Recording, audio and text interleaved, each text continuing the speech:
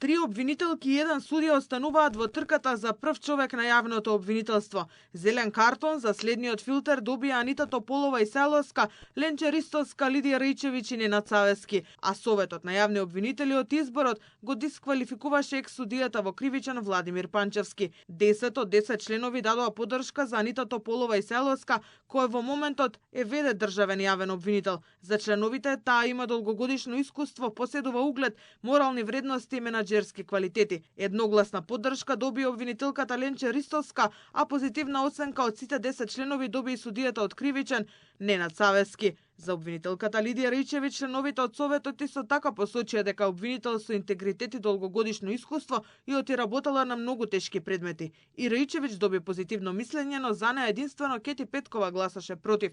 Раичевиќ се кандидираше минатиот пат заедно со Лупчо Коцевски, но тогаш едногласно доби негативно мислење од Советот. Ставот бил на претходните колеги дека не било во раководно место и заради тоа дале негативно или позитивно мислење, во конкретниот случај негативно. За нас како членови на Совет сега актуално може некој да не биде никоја шанса да биде негде шеф, па сега зошто да не биде републички јавен обвинител. Од трката отпадна екс-судијата и председател на кривичен Владимир Панчевски, кој според Советот не го исполнува условот од 10 години непрекинат работен стаж. Согласно законските одредби, кандидатот треба да има најмалку 10 години непрекинат работен стаж од областа на кривичното право. Во конкретниот случај на кандидатот му престанала функцијата пред 13 години и во меѓувреме не бил ниту судија, ниту јавен обвинител.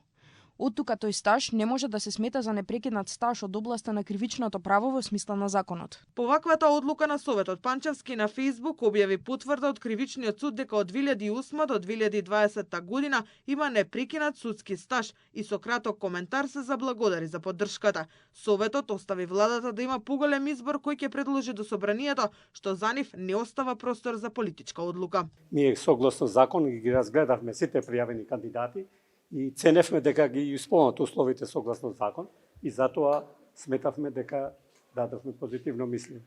Од причини што сите кандидати се јавни обвинители, едниот е судија со успешна работа во јавно обвинителство и во судовите. Изборот на нов државен јавен обвинител доаѓа по ставката на Лупчо Коцевски од декември лани. Во меѓувреме како вршител на должност е поставена Анита Тополова Исајловска и на таа функција може да биде максимум 6 месеци. Откако владата ќе се одлучи за еден кандидат, финалниот збор го имаат народните избраници.